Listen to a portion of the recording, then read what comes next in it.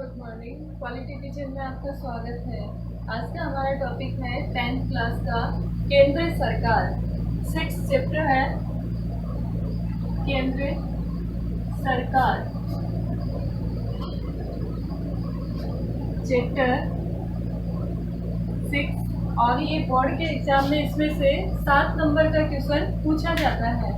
तो सबसे पहले हम देखते हैं सरकार। सरकार किसे कहते हैं? राज्य एक भावात्मक अवधारणा है जो अमूर्त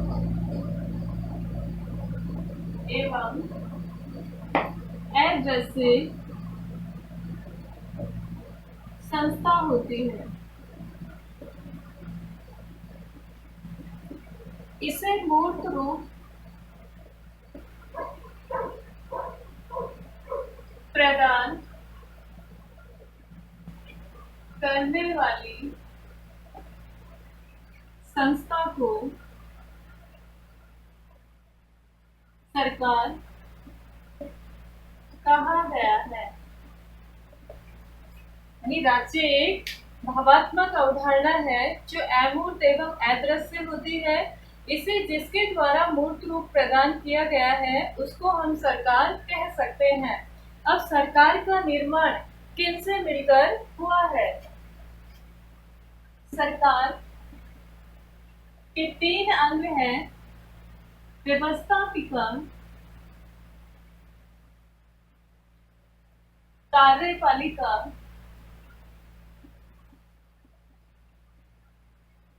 और तीसरा है न्यायपालिका। ये जो अपना चैप्टर है केंद्र सरकार, इस चैप्टर में हम व्यवस्थापिका, कार्यपालिका और न्यायपालिका तीनों के बारे में अध्ययन करेंगे। तो सबसे पहले देखते हैं हम सरकार के 3 अंग हो गए: व्यवस्थापिका, कार्यपालिका, न्यायपालिका। इन तीनों से मिलकर सरकार का निर्माण हुआ है। तो आज हम देखेंगे व्यवस्थापिका। व्यवस्थापिका को हमारे इंडिया में संसद के नाम से जाना जाता है और संसद का हमारे संविधान में अनुच्छेद 79 में उल्लेख किया गया है कि भारत की एक व्यवस्थापिका होगी। अलग अलग देशों में संसद को अलग अलग नामों से जाना जाता है। व्यवस्थापिका हमारे यहाँ संसद के नाम से जाना जाता है और संसद का उल्लेख किया गया है संविधान के अनुच्छेद 79 में। अब देखते हैं हम संसद। संसद किनसे मिलकर बनी हुई है? संसद के 3 अंग होते हैं। सरकार के भी 3 अंग हो गए: व्यवस्थापिका, कार्यपालिका, न्यायपालिका। वैसे ही हमारी व्यवस्थापिका जो है, यानी हमारे देश में संसद कही जाती है और संसद के भी 3 अंग होते हैं। कौन कौन से होते हैं? राष्ट्रपति। राष्ट्रपति के बारे में अनुच्छेद 52 में उल्लेख किया गया है। राज्यसभा। संसद के बारे में अनुच्छेद 79 में उल्लेख किया गया है। राज्यसभा के बारे में अनुच्छेद 80 में और लोकसभा के बारे में अनुच्छेद 81 में उल्लेख किया गया है। अंग 3 हो गए और सदन अगर पूछते हैं, संसद के 2 सदन होते हैं, हाउस बोलते हैं इनको, लोकसभा और राज्यसभा। ये 2 सदन है और अंग हो गए 3: राष्ट्रपति, जो राज्यसभा और लोकसभा। इन तीनों से मिलकर हमारी संसद का निर्माण हुआ है। तो सबसे पहले हम देखते हैं, राष्ट्रपति का बाद में देखेंगे क्योंकि राष्ट्रपति कार्यपालिका का भी अंग होता है, व्यवस्थापिका का भी अंग होता है। राज्यसभा और लोकसभा 2 सदन है संसद के। इन सदनों के बारे में हम सबसे पहले देखते हैं कि इन सदनों का गठन कैसे हुआ है।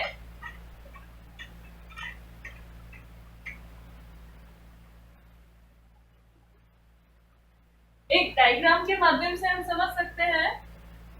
ये संसद के सदन हो गए।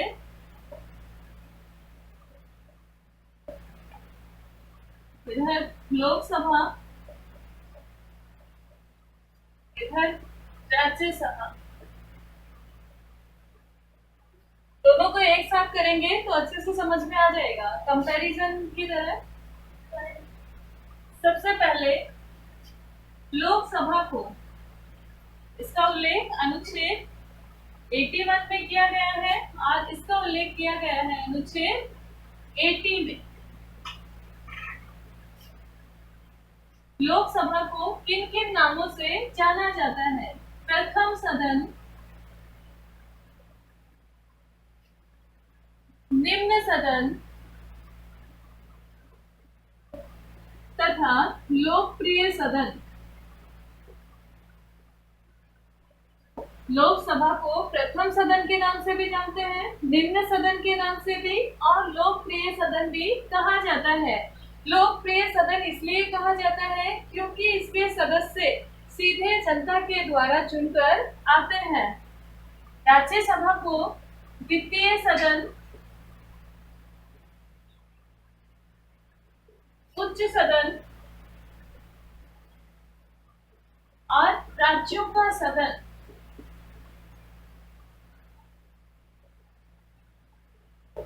राज्यों का सदन इसलिए कहा गया है क्योंकि इसके प्रतिनिधि विभिन्न राज्यों और संघ शासित प्रदेशों से चुनकर आते हैं। विभिन्न राज्यों की विधानसभाओं के सदस्यों के द्वारा इसके सदस्यों का चुनाव होता है। इस वजह से राज्यसभा को राज्यों का सदन कहा गया है। इसके सदस्य राज्यों का प्रतिनिधित्व करते हैं। अब देखते हैं हम सदस्य संख्या।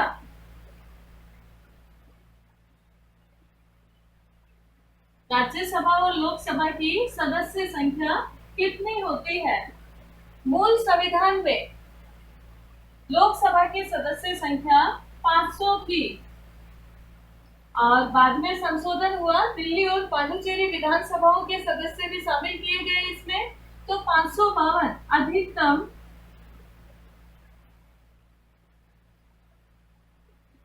552 सदस्य लोकसभा में हो सकते हैं। राज्यसभा की बात करें तो राज्यसभा में अधिकतम 250 सदस्य हो सकते हैं। अब 552 में से कहां से ये सदस्य चुनकर आते हैं? 530 सदस्य हो गए विभिन्न राज्यों से। मैं राज्य लिख देती हूँ यहाँ। 530 हो गए विभिन्न राज्यों से और 20 सदस्य हो गए यूटी से, केंद्र शासित प्रदेशों से। 2 सदस्य हैं मनोनीत, राष्ट्रपति के द्वारा ये मनोनीत होते हैं। तो अधिकतम 552 सदस्य हो सकते हैं। 552 में से 530 सदस्य विभिन्न राज्यों से, 20 सदस्य यूटी से होंगे और 2 सदस्य होंगे मनोनीत। ये राष्ट्रपति के द्वारा मनोनीत किए जाते हैं। वर्तमान में है 545 सदस्य। 545 में से 530 सदस्य राज्यों से आते हैं, इनका चुनाव प्रत्यक्ष रूप से होता है। 13 सदस्य यूटी से हो गए और 2 सदस्य हो गए मनोनीत आंग्ल भारतीय। ये आंग्ल भारतीय सदस्य होते हैं लोकसभा में, राष्ट्रपति के द्वारा मनोनीत किए जाते हैं। तो हम वर्तमान सदस्यों की बात कर लेते हैं।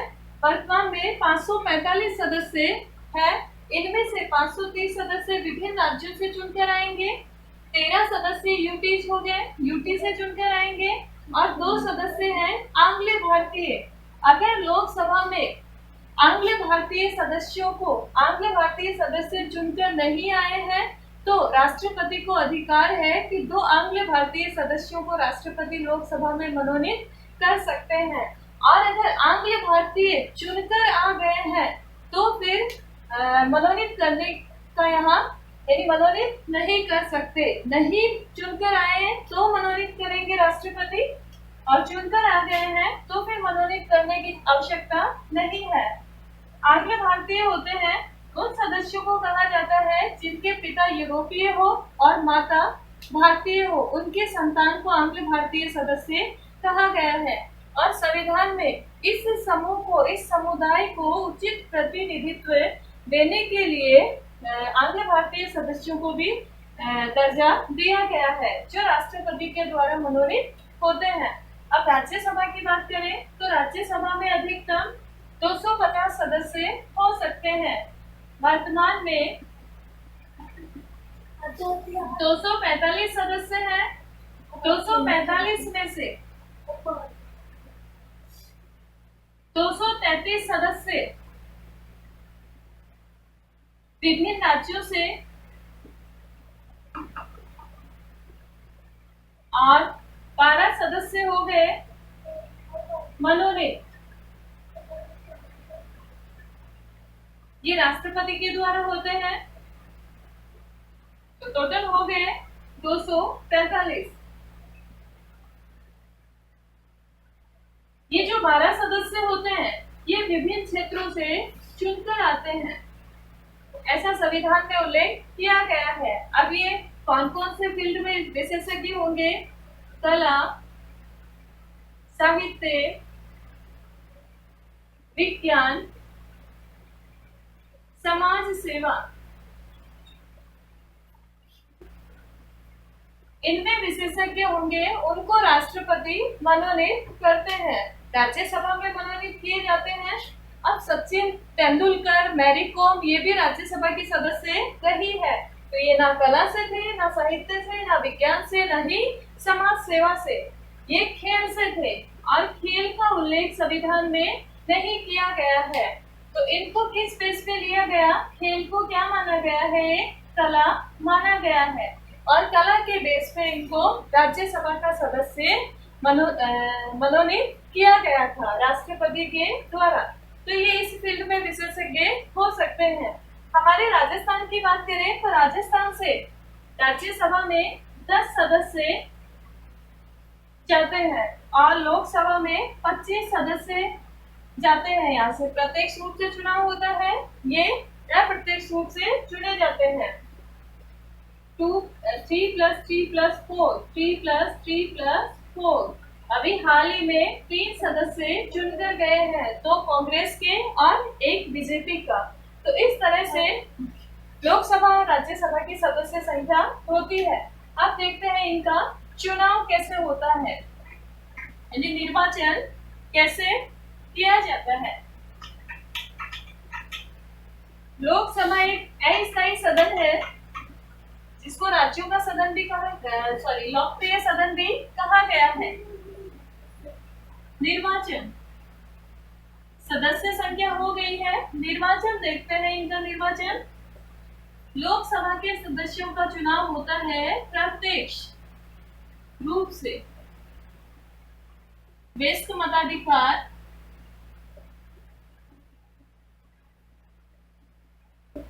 वयस्क मताधिकार कहेंगे जो 18 वर्ष का हो गया है, उसे मतदान करने का अधिकार है, वो वोट डाल सकता है।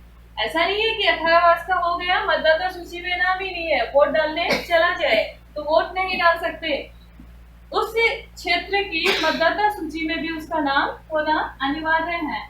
18 वर्ष का हो गया है, वयस्क मताधिकार के आधार पर लोकसभा के सदस्यों का चुनाव होता है। वयस्क मताधिकार या प्रत्यक्ष का मीन होता है, यानी सीधे जनता के द्वारा लोकसभा के सदस्य चुने जाते हैं। आगे देखते हैं राज्यसभा। राज्यसभा के सदस्यों का चुनाव होता है अप्रत्यक्ष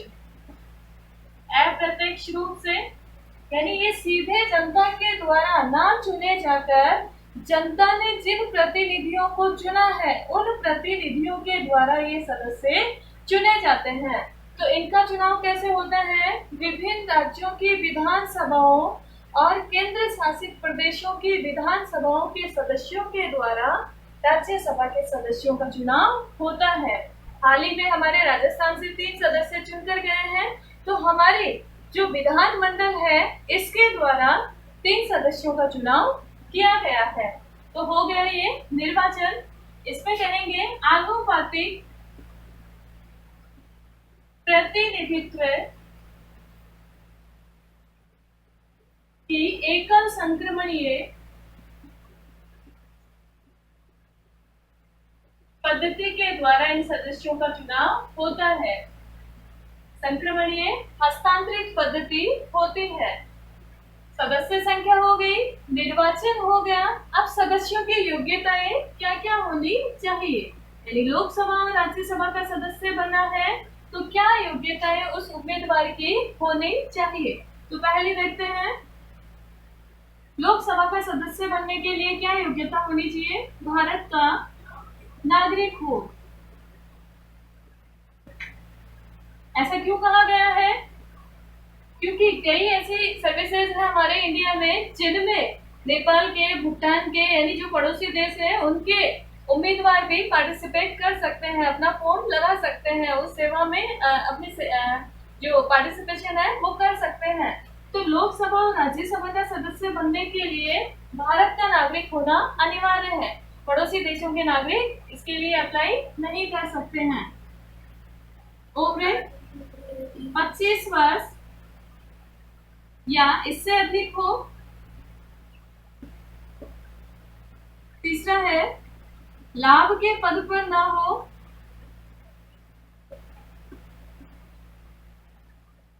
और चौथा है पागल या दिवालिया घोषित ना हो। राज्यसभा की अगर बात करें तो राज्यसभा की भी यही है, पहली भारत का नागरिक हो, दूसरी है एज का डिफरेंस है 30 वर्ष या इससे अधिक, 30 वर्ष या इससे अधिक हो। केवल एज का डिफरेंस है, बाकी तीन योग्यताएं दोनों में सेम है। भारत का नागरिक होना चाहिए, इधर 25 वर्ष या इससे अधिक हो, इधर 30 वर्ष या इससे अधिक हो, लाभ के पद पर ना हो। तो लाभ का पद किसे माना गया है, जो केंद्र सरकार और राज्य सरकार में सरकारी नौकरी करता हो। प्रधान राष्ट्रपति है, राज्यपाल है, लोकसभा राज्यसभा के जो सदस्य हैं इनको लाभ के दायरे से बाहर रखा गया है, तो ये लाभ के दायरे में नहीं आते हैं। पागल या दिवालिया घोषित ना हो, ये कोर्ट के द्वारा घोषित किया जाता है। तो पागल या दिवालिया घोषित है तो वो भी उम्मीदवार के लिए चुनाव यानी लोकसभा और राज्यसभा का सदस्य बनने के लिए चुनाव नहीं लड़ सकता है। इस तरह से ये हो गई हमारी योग्यताएं। सदस्यों का कार्यकाल, कितने वर्ष का इनका कार्यकाल होता है।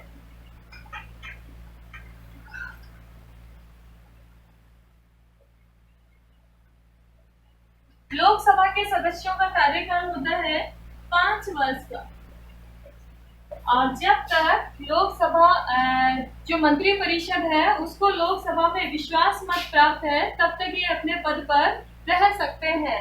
और प्रधानमंत्री की सलाह से राष्ट्रपति लोकसभा को समय से पहले भी भंग कर सकते हैं। आज तक समय से पहले 9 बार भंग की जा चुकी है, राष्ट्रपति के द्वारा की जाती है, लेकिन इसमें प्रधानमंत्री का परामर्श लेना आवश्यक होता है। तो इसके सदस्यों का कार्यकाल हो गया 5 वर्ष का।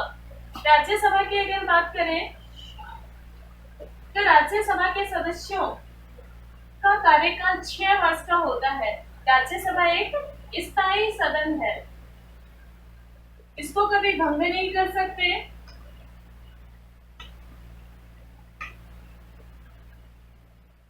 और लोकसभा अस्थायी सदन है, इसको कभी भी भंग किया जा सकता है। राज्यसभा के सदस्यों का कार्यकाल होता है 6 वर्ष का। प्रति 2 वर्ष पश्चात 1/3 सदस्य सेवानिवृत्त हो जाते हैं और उनकी जगह नए सदस्य चुनकर आते हैं। तो इस तरह से हमने इनका कार्यकाल देखा, 5 वर्ष का होता है। इधर राज्यसभा का कार्यकाल नहीं होता है। राज्यसभा एक स्थायी सदन है जिसको कभी भंग नहीं किया जा सकता। इसके सदस्यों का कार्यकाल होता है 6 वर्ष का और प्रति 2 वर्ष बाद 1/3 सदस्य सेवानिवृत्त हो जाते हैं और उनकी जगह नए सदस्य चुनकर आते हैं। अधिवेशन, अधिवेशन दोनों के लिए सेम है। लोकसभा और राज्यसभा का अधिवेशन राष्ट्रपति के द्वारा बुलाया जाता है और स्थगित भी राष्ट्रपति के द्वारा ही किया जाता है। बस एक विशेष पॉइंट दिया हुआ है, 2 बैठकों के मध्य 6 माह से अधिक का अंतराल ना हो। यानी अधिवेशन जो सत्र है वो 3 सत्र बुलाए जाते हैं। बजटकालीन सत्र हो गया, शीतकालीन सत्र हो गया, मानसून सत्र हो गया। ये 3 सत्र है, तो तीनों सत्रों के मध्य यानी एक सत्र कंप्लीट हो गया, दूसरा सत्र शुरू करना है, तो 2 सत्र के मध्य 6 माह से अधिक का अंतराल नहीं होना चाहिए। और अधिवेशन बुलाया जाता है राष्ट्रपति के द्वारा, यानी सत्र को आहूत किया जाता है और स्थगित भी राष्ट्रपति के द्वारा ही किया जाता है। अब देखते हैं हम लोकसभा और राज्यसभा के पदाधिकारी।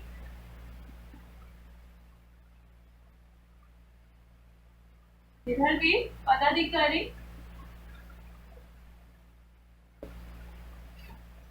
लोकसभा के बारे में अनुच्छेद 93 में उल्लेख किया गया है कि लोकसभा के सदस्य अपने सदस्यों में से ही एक स्पीकर यानी अध्यक्ष और एक उपाध्यक्ष का चुनाव करेंगे। अपने सदस्यों में से ही ये चुने जाते हैं। तो अध्यक्ष हो गए जिनको स्पीकर कहा जाता है और दूसरे हो गए उपाध्यक्ष।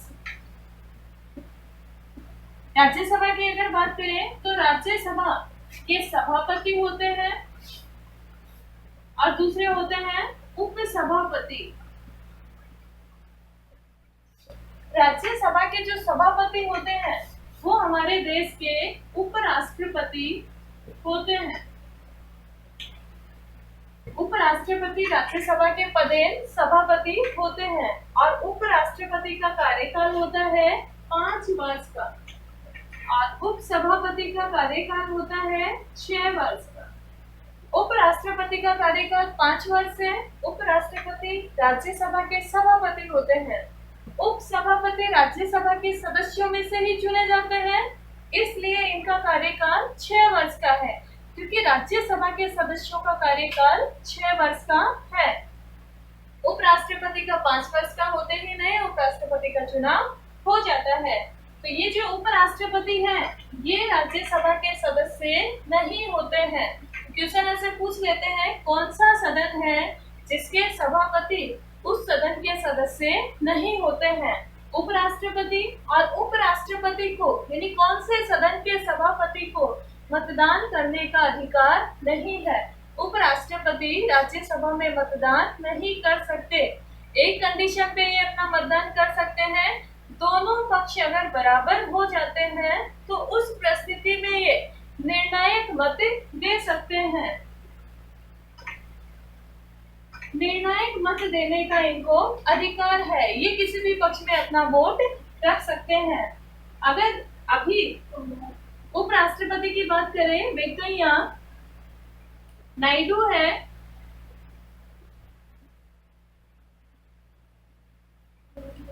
और प्रथम उपराष्ट्रपति की बात करें तो सर्वपल्ली राधाकृष्णन।